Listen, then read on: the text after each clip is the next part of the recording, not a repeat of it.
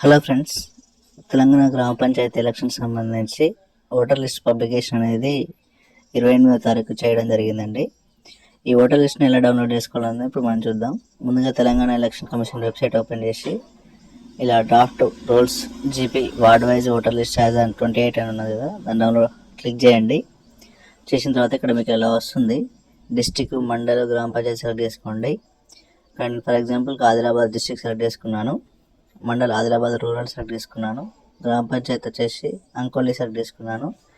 Captcha enter చేసిన తర్వాత GP ward wise data మీద క్లిక్ చేస్తే మనకి జీపీలో ఉన్న వాటికి సంబంధించిన ఓటర్స్ డేటా మొత్తం ఇలా క్లియర్గా చూపిస్తుందండి. ఎన్ని వార్డులు ఉన్నాయి, ఎంతమంది ఓటర్లు ఉన్నారనేది క్లియర్గా చూపిస్తుంది.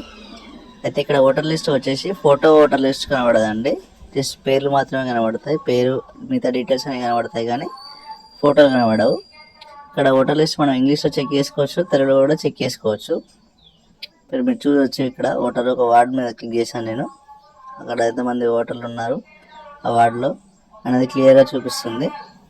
సో ఈ విధంగా మనం ఏ గ్రామ పంచాయతీకి అయినా కూడా చేసుకోవచ్చు.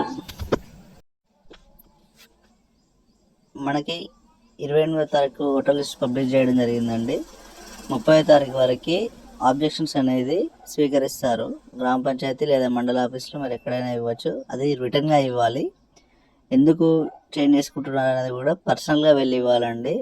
మీ ఇష్టం ఉన్నట్టు మేము 10 మంది ఓటర్లని ఆ వార్డు నుంచి ఈ వార్డుకి వేయండి, ఈ 10 మందిని తీసుకొని ఆ వార్డుకి వేయండి అంటే అలా చేయడానికి వీలు కాదు. సో మీ కుటుంబంలో నలుగురు అక్కడ ఉండి మా ఒక్కరి ఓటు మాత్రం వేరే వార్డులో పడ్డది అనుకుంటే మాత్రమే ఆబ్జెక్షన్ తీసుకొని ఆ ఓటుని మార్చడానికి వీలుంటుంది.